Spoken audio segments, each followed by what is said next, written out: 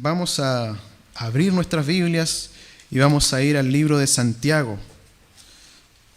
Recordemos que estamos estudiando esta serie Viviendo según nuestra fe. Viviendo nuestra fe. Y ya estamos concluyendo el capítulo 3. Vamos a leer desde los versículos 13 al 18. Capítulo 3, versículos 13 al 18. Dice así la palabra del Señor. ¿Quién es sabio y entendido entre ustedes? Que demuestre por su buena conducta sus obras en la mansedumbre de la sabiduría. Pero si en su corazón ustedes tienen amargos celos y contiendas, no se jacten ni mientan contra la verdad. Esta no es la sabiduría que desciende de lo alto, sino que es terrenal, animal y diabólica. Porque donde hay celos y contiendas, allí hay desorden y toda práctica perversa. En cambio, la sabiduría que procede de lo alto es primeramente pura, luego es pacífica, tolerante, complaciente, llena de misericordia y de buenos frutos, imparcial y no hipócrita. Y el fruto de justicia se siembra en paz para aquellos que hacen la paz. La semana anterior vimos acerca de la lengua, acerca de las palabras. Santiago nos habla en la primera parte del capítulo 3 acerca de la lengua, del peligro de las palabras y de cómo este elemento tan pequeño puede causar un daño tan grande, un enorme daño en las cosas. Pero en este versículo Santiago, o en esta porción de su palabra, Santiago nos llama a examinarnos a nosotros mismos. Y ahora podemos pensar qué relación tiene las palabras, la lengua, con la sabiduría. Bueno, tiene mucha relación. Por cierto que tiene relación. ¿Por qué? Porque Dios ha puesto al cristiano en una comunidad.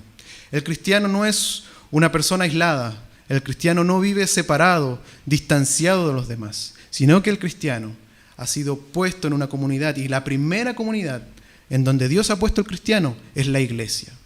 Y ciertamente, para que haya una correcta armonía, una correcta relación entre las personas que componen la iglesia, entre sus hijos, será necesario sabiduría. Y ahora no es necesario no es solamente necesaria la sabiduría para nuestra relación entre nosotros como creyentes, sino que también es necesaria la sabiduría para con nuestra relación con las personas que no conocen a Dios. ¿Por qué? Porque como cristianos somos llamados a alumbrar la luz del Evangelio, a reflejar la luz del Evangelio. Y no podremos hacer eso si es que somos necios, si es que nos falta esta sabiduría divina. Ahora, si nos acordamos, hacemos memoria, en el primer capítulo Santiago algo nos dijo de la sabiduría, pero es diferente a lo que nos enseña aquí. ¿Por qué? Porque en el capítulo primero Santiago nos enseña cómo adquirir esta sabiduría, cómo recibir esta sabiduría, cómo podemos conseguirla. Pero en este capítulo Santiago nos enseña a cómo procede esta sabiduría, cómo actúa, cómo se refleja, cómo se desempeña. Pero también lo que va a hacer Santiago va a desenmascarar la falsa sabiduría. Va a mostrarnos el contraste que hay entre la sabiduría divina, la correcta sabiduría, la verdadera sabiduría, y esta sabiduría terrenal, la sabiduría que procede del mundo, que no proviene de Dios. Es por eso que el tema del día de hoy es la verdadera y falsa sabiduría. La verdadera y falsa sabiduría. Y lo primero que Santiago nos muestra en esta perícopa, en esta porción de su palabra, es la prueba de la sabiduría. Versículo 13 dice: ¿quién es sabio y entendido entre ustedes? Que demuestre por su buena conducta sus obras en la mansedumbre de la sabiduría. Santiago enseguida llama a examinarse. Santiago está hablándole aquí a creyentes, a una iglesia, a un grupo de creyentes. Y a pesar de que le escribe a una iglesia, a una comunidad cristiana, a una iglesia, Santiago da por hecho de que no todos son sabios. O Santiago da por hecho de que hay personas que probablemente o que verdaderamente no entienden o no comprenden verdaderamente lo que es la sabiduría, sino que derechamente están confundidos, están equivocados. Y Santiago presenta un examen bien sencillo. El sabio y entendido debe demostrarlos con sus obras. Santiago nos muestra aquí que el creyente, que el cristiano, puede afirmar que es sabio, pero puede no serlo verdaderamente. Y podemos ver que no basta con las palabras, no basta con lo que yo pienso de mí mismo, no basta con decir que soy sabio o incluso que yo tenga fama de alguien sabio. Porque la sabiduría no se basa en las palabras, no se basa en las opiniones que los demás puedan tener de mí. La sabiduría será evidente por nuestras obras. De la misma manera como Santiago nos enseñó que el cristiano debe mostrar su fe por las obras, ahora Santiago llama a demostrar esta sabiduría a través de las obras, a través de una vida piadosa. Y aquí es interesante notar cómo Santiago utiliza siempre esta relación entre el cristiano y las obras, que las obras reflejan, muestran si es primeramente un verdadero cristiano y también si es que tiene sabiduría. El proceder del creyente es la prueba de lo que realmente es. Las obras del creyente son un diagnóstico. Es como cuando rendimos un examen, cuando damos una prueba. Y dependiendo de nuestro conocimiento, nuestra prueba va a tener el resultado que queremos o el resultado esperado. Pero si no conocemos, si no tenemos los conocimientos necesarios, vamos a tener un resultado deficiente. Lo mismo o similar es con las obras. Si nuestras obras son distintas a los que Dios enseña en su palabra, estamos demostrando que somos necios o que nos falta sabiduría. Y acá tenemos un recordatorio. ¿Por qué? Porque a Dios sí le importa la manera en que vivimos. A Dios sí le importa la manera en que nos comportamos, en cómo actuamos, en cómo obramos, la manera en que actúo con los demás, la manera en que hablo con los demás, la manera en cómo yo me dirijo, sí importa. Y aunque al parecer hay muchos cristianos que no se han dado cuenta de esto o ignoran esto y no tienen ningún problema en contradecir a Dios con sus hechos, con sus palabras, con sus obras. ¿Han escuchado el dicho? Yo creo que sí lo han escuchado. Los hechos hablan más que 1000 palabras. Es muy conocido. Y esto tiene relación con esto. Y es que si las palabras no están de acuerdo con nuestras obras, serán solo palabras. Serán solo palabras. Ahora, ¿cuáles son las obras que Santiago se está refiriendo aquí? Bueno, son las obras hechas en mansedumbre. También esta palabra mansedumbre puede traducirse como amabilidad, como dulzura. Santiago pone un énfasis aquí en esta característica de la sabiduría. La amabilidad o la humildad son propias de una persona sabia. Estas características se manifiestan en aquellos que son sabios. La marca de la sabiduría es la humildad. Así como, por otra parte, o en contraparte, la arrogancia es la marca de la persona necia, de la persona insensata. Proverbios capítulo 14, versículo 16 dice: pero el necio es entrometido y confiado, es decir, seguro de sí mismo, orgulloso, obstinado. Al contrario de la sabiduría, que es alguien manso, humilde. Santiago nos va ahora a proceder a explicar mejor y a diferenciar mejor lo que es la falsa sabiduría y la verdadera sabiduría. Vamos a ver ahora las características y resultados de la falsa sabiduría. En contraste con la humildad, la amabilidad, tenemos los celos, tenemos las contiendas, la jactancia. Eso es porque en la falsa sabiduría el hombre es el supremo. Por lo tanto, sus objetivos, sus propósitos no se ajustarán a la voluntad de Dios, sino que a sus propios intereses.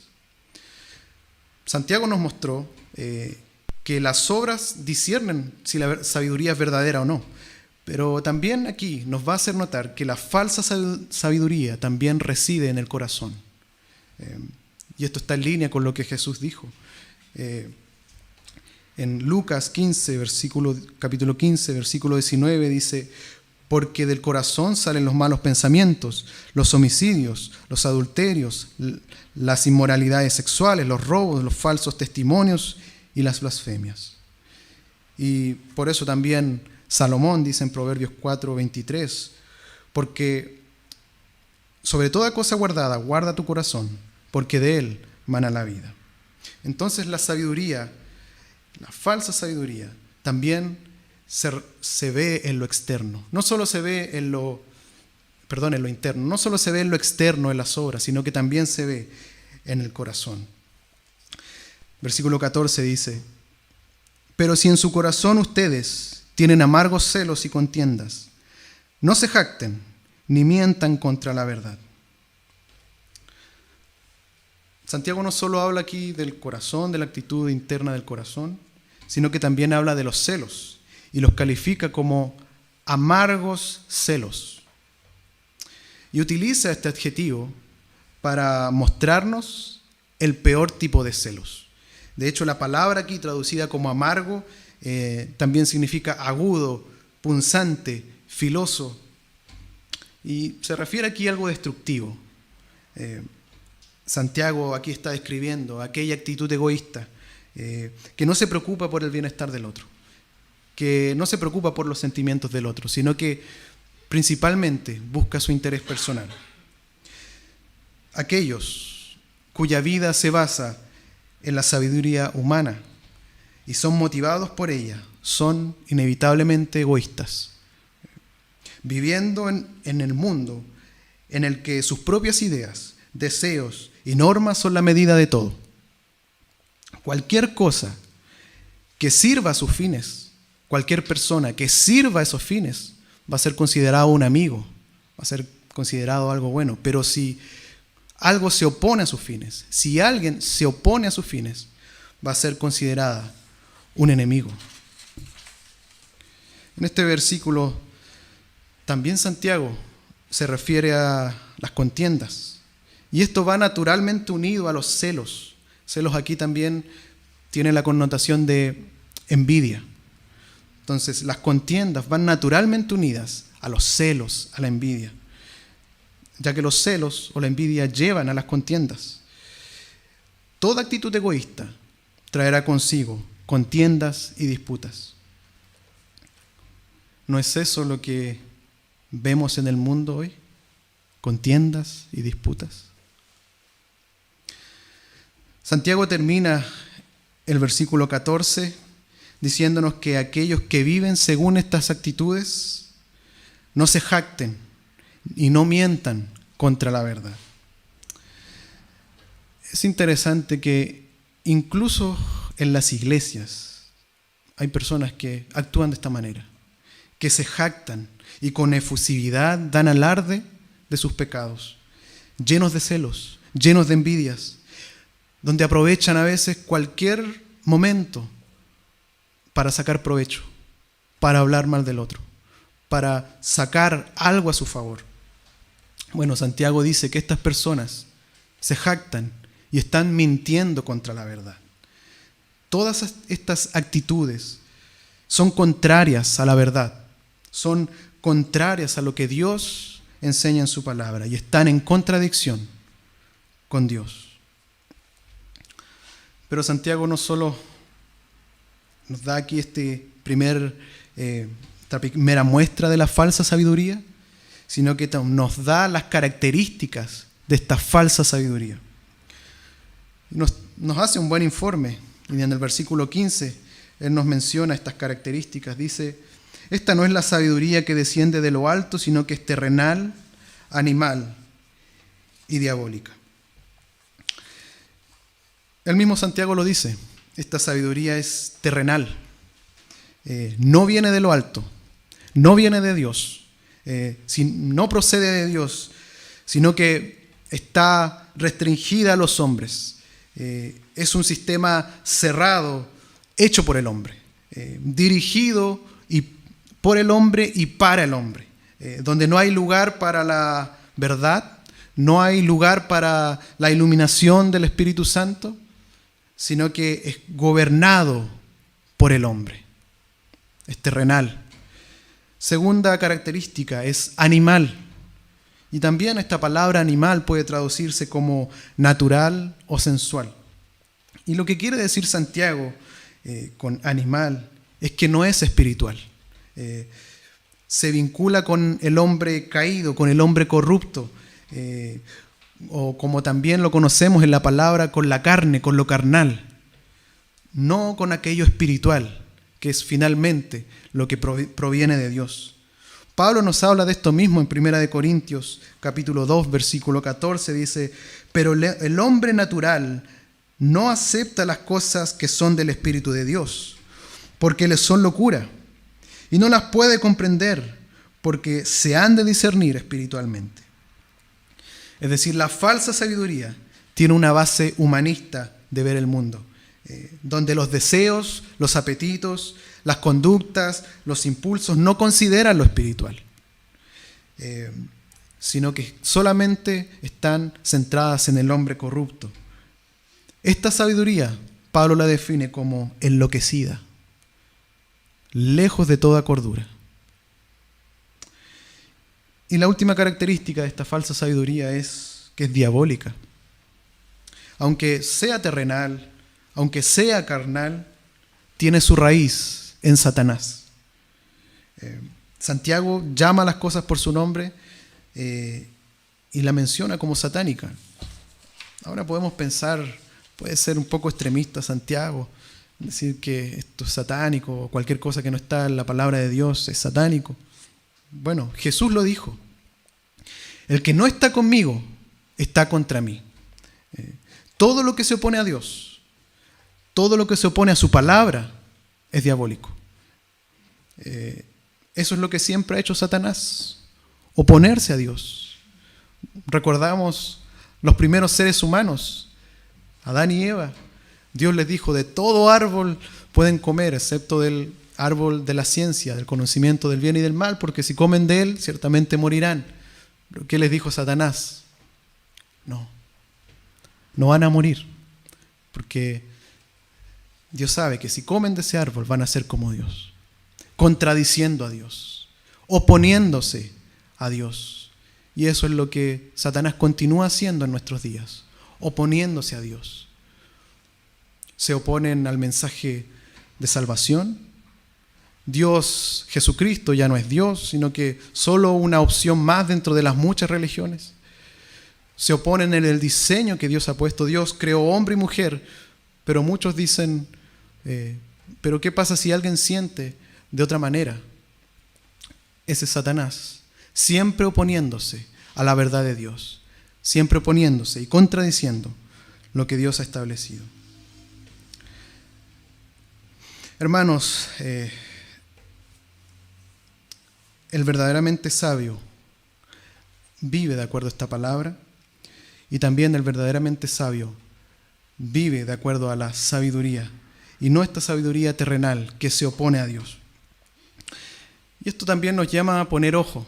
¿Por qué? Porque hay muchas cosas que parecen sabias, hay muchas cosas que suenan atractivas, pero si esto no se cuadra con la palabra de Dios o con los principios que Dios ha puesto en su palabra, esto es diabólico. Puede sonar muy razonable, puede sonar muy lindo, pero si no está de acuerdo a la palabra, es parte de esta sabiduría terrenal, diabólica. Pero antes de terminar de hablar de la falsa sabiduría, Santiago nos habla de los resultados de esta falsa sabiduría. Versículo 16 dice: porque donde hay celos y contiendas, allí hay desorden y toda práctica perversa. Ya mencionamos algo sobre los celos. y la envidia que llevan a contiendas.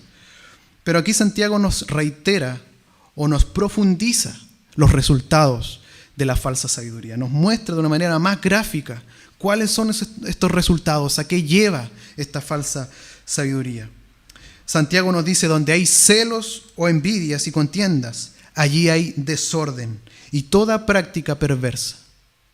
Y es claro que Santiago aquí usa estos términos para referirse a la generalidad, a una variedad de hechos concretos, donde por ejemplo encontramos las divisiones, los resentimientos, los desórdenes sociales, las traiciones, los divorcios, en fin. De hecho, la palabra traducida aquí como desorden, que es akastasía en griego, se refiere a inestabilidad, también se utiliza para referirse a sediciones, incluso a rebeliones o anarquía. Y por último, también agrega que hay toda clase de obra perversa. Ahora pregunto una vez más, ¿no es eso lo que vemos en el mundo? ¿Por qué hay en el mundo desorden? ¿Por qué hay destrucción? ¿Por qué hay anarquía, rebelión? Eso es lo que produce la envidia amarga, que es una de estas características de la falsa sabiduría. Las personas envidian, las personas quieren, las personas desean, y eso los lleva a toda clase de obra perversa: destruir, robar, matar. Esa es la obra de Satanás por medio de esta falsa sabiduría que tiene cegado el entendimiento de las personas. Pero Santiago también nos va a mostrar la contraparte, la verdadera sabiduría. Nos va a dar las características y resultados de la verdadera sabiduría. Ahora Santiago nos lleva de un extremo al otro. Ya habiendo visto lo que es esta supuesta sabiduría, nos lleva a ver la verdadera sabiduría. Y aquí ya con una lectura superficial, rápida, podemos ver que existe un enorme contraste entre una cosa y la otra. Versículo 17 dice: en cambio, la sabiduría que procede de lo alto es primeramente pura, luego es pacífica, tolerante, complaciente, llena de misericordia y de buenos frutos, imparcial y no hipócrita. Al comenzar, Santiago se refiere a la sabiduría como proveniente de lo alto, es decir, no procede de los hombres, sino que procede de Dios. Es Dios quien la da, es Dios quien la otorga a aquel que la pide, a aquel que la busca. Y Santiago también, como primera característica, nos nombra que es pura, nos dice que es pura. ¿Qué significa que sea pura? Es pura porque tiene su origen en Dios, que es santo, que es puro, que es perfecto, que es sin mancha. Por eso podemos tomar aquí puro como sinónimo de santidad. Por lo tanto, la sabiduría celestial entra en este mundo oscuro y viene al pecador sin ser contaminada con nuestro pecado. Y también será la motivación de aquel que tiene esta sabiduría de lo alto, la santidad, la pureza, aquello que agrada a Dios, aquello que exalta a Dios, y rechazará toda cosa perversa y toda distorsión de la verdad. Pero Santiago va a seguir dándonos más información y nos da las siguientes características. Y podemos entender del texto o especificar o categorizar estas características. Y la primera categoría que Santiago nos da es la actitud o disposición. Él nos menciona que es pacífica. Y lo que Santiago habla con pacífico, a lo que se refiere con pacífico, es que es de temperamento controlado. Aquel que posee esta sabiduría de lo alto tiene un comportamiento controlado, es pacífico con los demás.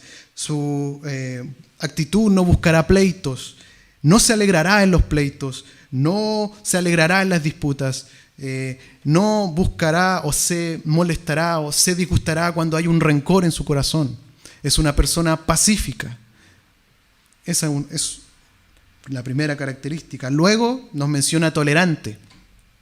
Y aunque la mejor traducción aquí es gentil o afable, aquel que posee la sabiduría de lo alto no es pacífica solamente evitando los conflictos, sino que también es pacífica porque es gentil. O también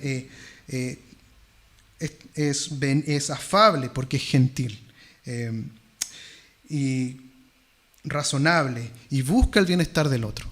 Como dice Pablo en Filipenses, es considerar al otro como superior a uno mismo.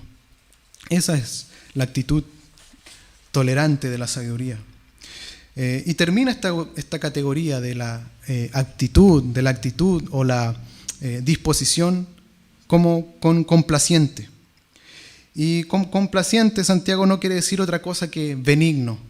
O sea, alguien que está dispuesto a ceder, que no guarda rencores, que está dispuesto a servir al otro, a obedecer, una persona que no es obstinada. La siguiente cosa y siguiente categoría que podemos encontrar en el texto es que nos llama a la acción. Santiago describe la sabiduría como llena de misericordia y de buenos frutos. El hombre sabio no solo tiene la disposición, sino que cuando entra en contacto con otras personas, pone por obra las palabras de Jesús. Recordemos lo que dijo Jesús: bienaventurados los misericordiosos, porque ellos recibirán misericordia. Es decir, aquel que vive según esta sabiduría obrará en favor de las personas necesitadas, incluso si las personas no lo merecen. Porque si no, no habría una actitud de misericordia si la persona lo mostrara por medio de méritos. Si no, no sería misericordia. La misericordia es misericordia porque uno obra a favor de alguien que no lo merece. Ahora, no solo lleno de misericordia, sino también lleno de buenos frutos, llena de buenos frutos, que finalmente se refiere a toda clase de buenas obras. Recordamos lo que Santiago nos dijo acerca de la verdadera religión, de atender a la viuda, del cuidado de los necesitados. Esas obras son muestras de la verdadera sabiduría que procede de lo alto. Entonces, si comprendemos bien, podemos ver que aquellos que viven esta sabiduría necesariamente conocen a Dios, porque han recibido misericordia y pueden obrar en misericordia en favor del otro, y porque pueden obrar buenos frutos que proceden del Espíritu Santo. Necesariamente aquel que conoce a Dios solamente puede tener esta sabiduría que procede de lo alto. Y la última característica y la última categoría que vamos a mencionar tiene que ver con el juicio discernidor con el otro. Santiago aquí menciona imparcial e hipócrita, que la sabiduría divina es imparcial y no hipócrita, y no hipócrita. La sabiduría tendrá un juicio correcto con los demás, será objetiva, no tomará partidos, no sacará conclusiones a la rápida o conclusiones que le beneficien a él. No sacará conclusiones lejos de la verdad, sino que se mostrará imparcial. No será arbitraria, sino que buscará escuchar los hechos cuidadosamente y obrará de manera objetiva, sin hipocresía, de manera sincera. Esa es una marca, una muestra, una característica de la verdadera sabiduría. También Santiago nos da los resultados de esta sabiduría que viene de lo alto. Versículo 18 dice: y el fruto de justicia se siembra en paz para aquellos que hacen la paz.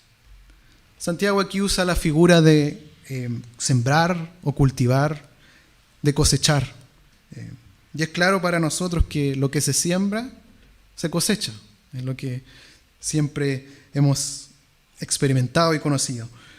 Lo que se siembra es una semilla. Pero aquí hay algo interesante en el texto. Aquí lo que se siembra es el fruto. Es el fruto de justicia. aquella justicia que recibimos de Cristo, que es rectitud. Lo que Santiago nos muestra es que la sabiduría divina está repleta de buenos frutos que deben generar un campo de justicia. Lo que sembramos acá son los frutos de la transformación que hemos recibido de nuestro Señor. Ahora, la forma en que se planta esta semilla, como nos dice el versículo, es en paz. Y es que, ¿cómo vamos a cosechar justicia si hay rencor, si hay disensiones, si hay envidias? Hagamos un ejercicio. ¿Alguna vez te tocó enfrentar alguna consecuencia de algo que hiciste? Lo más probable es que sí. Lo más probable es que más de alguna vez te ha tocado experimentar la consecuencia de algún hecho contrario a lo que Dios decía. Y podemos ver que esto es simplemente una manera de cosechar lo que sembraste. Y ojo, aquí no estoy hablando de la prosperidad, de que tienes que sembrar tal cantidad de dinero y vas a recibir tal cantidad de dinero. Estoy hablando simplemente de los hechos y las consecuencias. De que muchas de las cosas que hacemos traerán consigo consecuencias. Por lo tanto, tenemos que ver que hay una relación causal entre la sabiduría divina, la justicia y la paz. La sabiduría divina produce un ciclo continuo de justicia, rectitud, que se siembra y a la vez se cosecha una apacible y armoniosa relación con Dios y con los demás, y con los fieles, y que se siembra en paz para aquellos que hacen la paz. O sea, produce mayor rectitud, produce mayor armonía entre nuestra relación con Dios y con los demás. Y aquí tenemos un nuevo recordatorio de que debe reinar el amor entre los hijos de Dios. Debemos ser pacíficos entre nosotros y con aquellos que no conocen a Dios.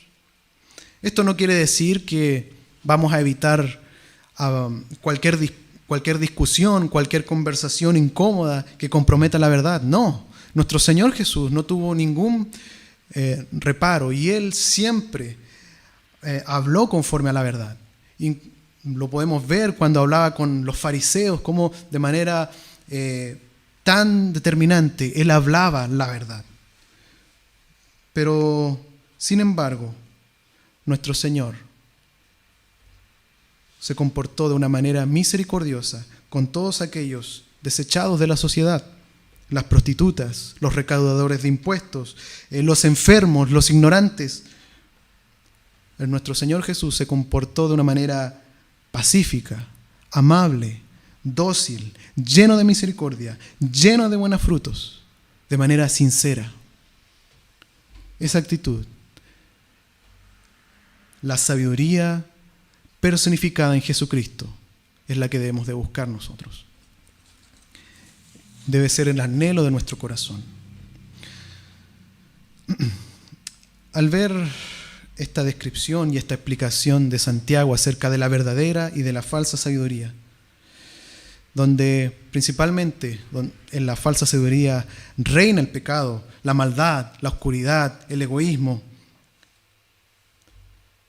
¿qué podemos concluir acerca de nuestra vida?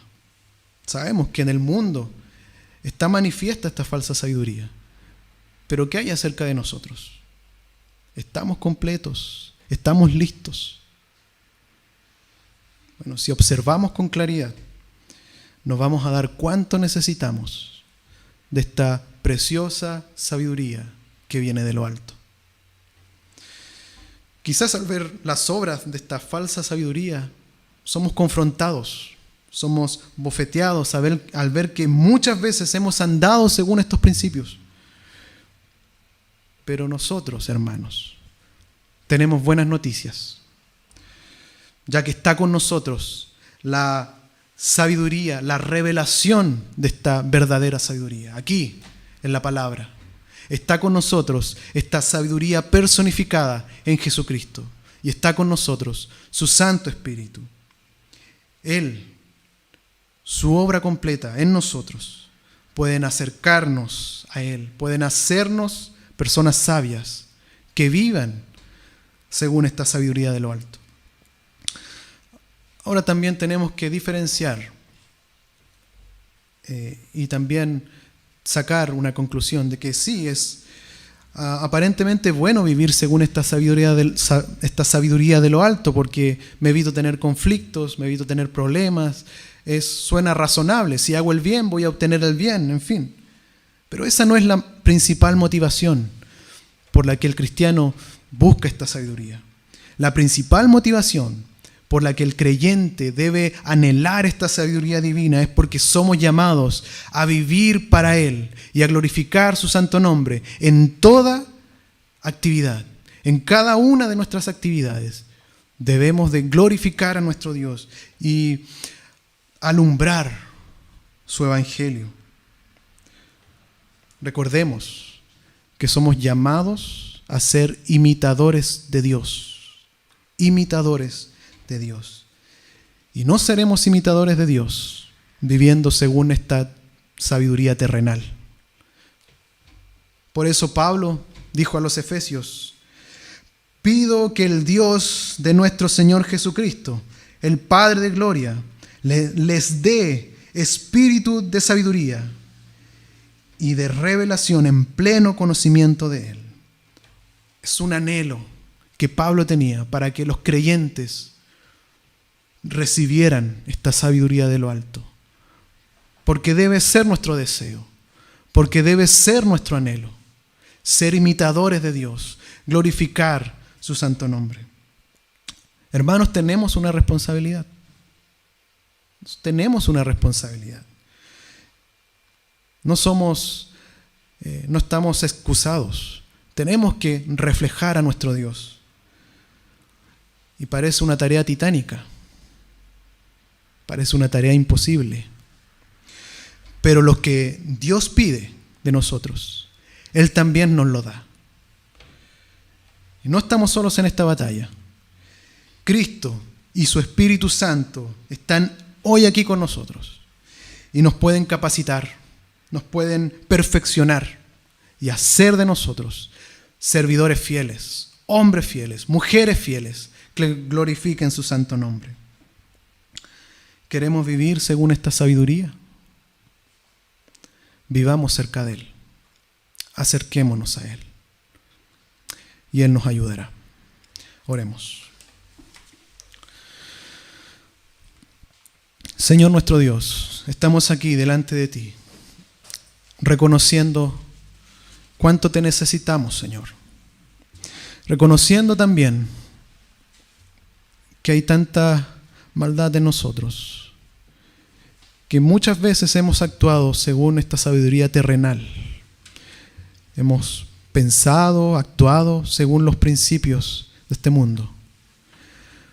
Pero, Señor, también nos alegramos en esta mañana por lo que tú nos ofreces, por lo que tú nos prometes, por lo que tú nos das y nos darás. Porque tú, Señor, nos puedes hacer sabios, porque tú, Señor, nos puedes transformar de manera que podamos ser imitadores de ti y de manera que podamos glorificar tu santo nombre. Oramos en el nombre del Padre, del Hijo y del Espíritu Santo. Amén.